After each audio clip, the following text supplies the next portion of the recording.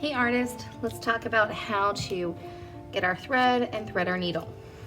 So I have a spool of thread, and when you're sewing today, I want you to think about how you get a length of thread that runs all the way from your hand up to your shoulder. That's a great length to get started with. Once you have that length, you just cut. Now, once I have my thread, I'm going to thread my needle. Threading your needle, and I'm going to zoom in for this so the video might shake a moment.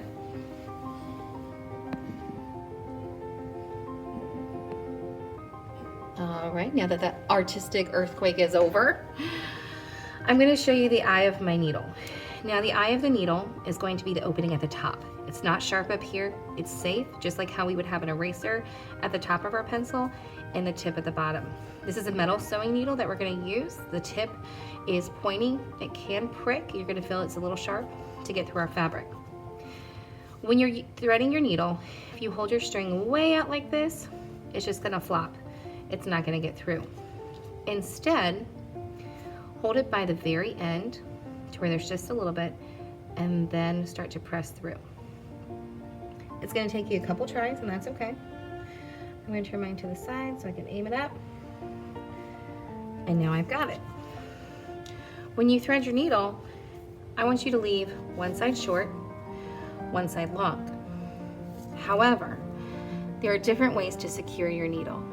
Some artists like to tie the ends of their string together, similar to that of tying a necklace. Some creators like to tie their string way up here to secure their needle so it doesn't come off. Some artists leave this undone, and when they sew, they'll hold their needle and their string with their fingers. I'm comfortable with whatever approach you want. Again, those choices would be tying the ends right here, or tying your short end right at the top with your needle so it doesn't fall off, or right here. If you find that threading your needle is becoming challenging, maybe your thread is having a bad hair day and getting tangled, take your thread and make a loop. All I've done is fold it over. When you make that loop, you no longer have those loose threads because they're folded over. Then, just like you did earlier, you're going to take that loop and push it through.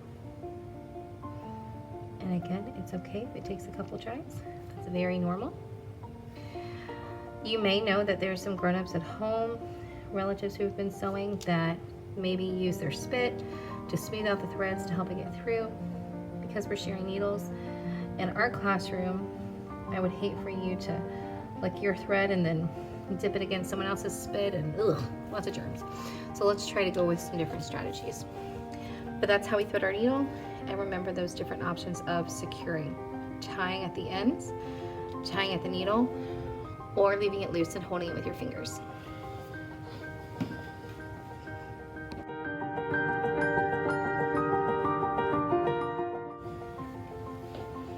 All right, artists, now that we have our needle threaded, let's talk about what to do with the ends.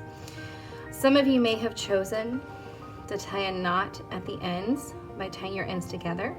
If you did not choose that, I want you to go ahead and get the longest end of your string in your hand. I'm going to put mine right here. We're going to add a knot. Now we're going to try to make it a larger knot because this is going to work like an anchor on a ship. It's going to secure your string into your fabric. One of the ways I like to make a knot is I create a loop, and then I take this tail and pull it through.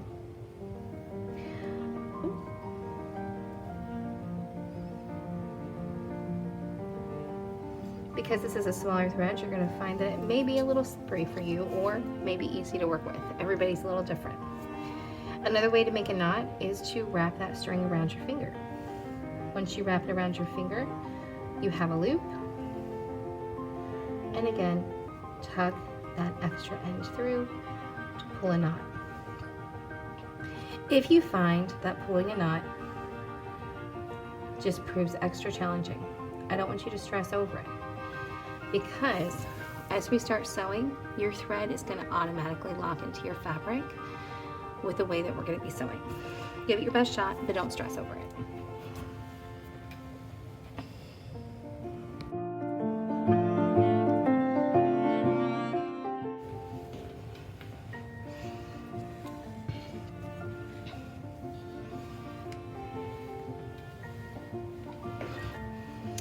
Hey artist, I want to show you how your string can automatically lock into your fabric if your knots aren't working, or a different strategy for tying a knot. There's a lot of options out there, so I want to give you some to get started with. When you start sewing, again, we're going to line up our fabric. Make sure you're going through both layers. I'll go through, actually I'll pick up where I started. As I pull through, the big thing is to leave that tail. My knot is right here. If I pull, it's a big enough knot that it can hold. However, if it's not working for you, you can actually take your needle around and tie these just like you would tie your shoelaces. Nothing wrong with that. That's a strategy that I've seen other artists use. I'm taking the ends and tying. Then you can take this and trim that extra. Now your string is secured and you're ready to go. Again, I took the short end and then end with my needle, which you could even do that strategy without your needle in your hand if you like, and tie it like shoelaces. Hope this helps.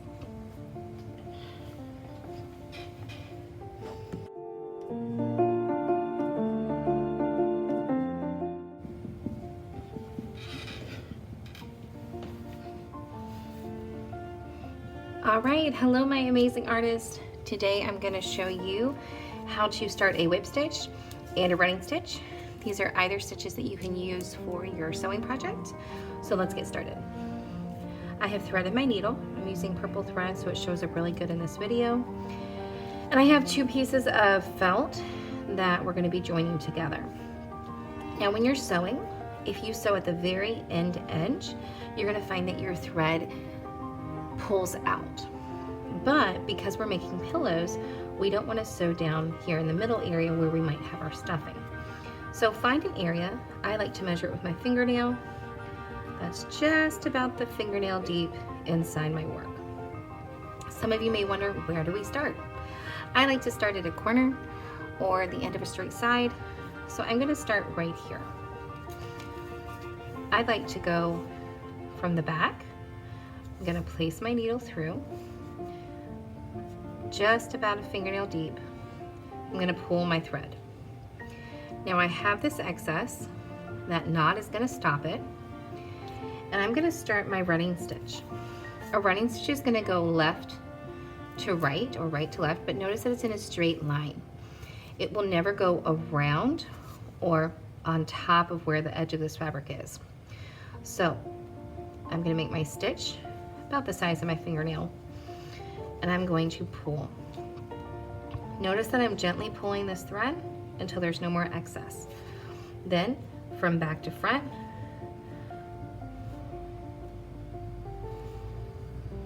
and pull. This is how we create a running stitch. Take your time.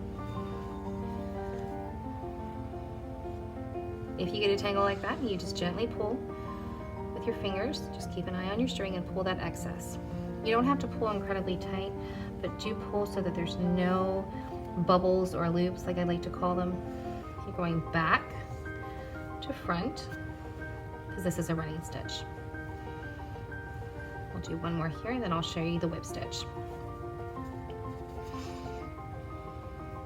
All right, so the whip stitch, instead of going back to front like we did with the running stitch, we simply go from the back of your work and whip it around. That's why it's called a whip stitch. It's always going to be going one direction. So you'll notice that this is going to start crossing on top as I pull my excess. Excess means the extra. you're gonna see that it creates a bar or kind of like a bridge or straight line across my fabric. I'm gonna, again, always going from the back or one direction, and pull through. If it gets tangled or it's not as tidy as you like, just use the tip of your needle to straighten it out. I'll do one more. Again, come around. As you're working, I want you to think about how your stitches are going to be close together. Try to get them about the same size, but remember, this is your first time. It doesn't have to be perfect. But the closer together your stitches are, the stronger and tighter your work will be to hold in the stuffing for your pillow. All right, again, this is the running stitch, going from back to front,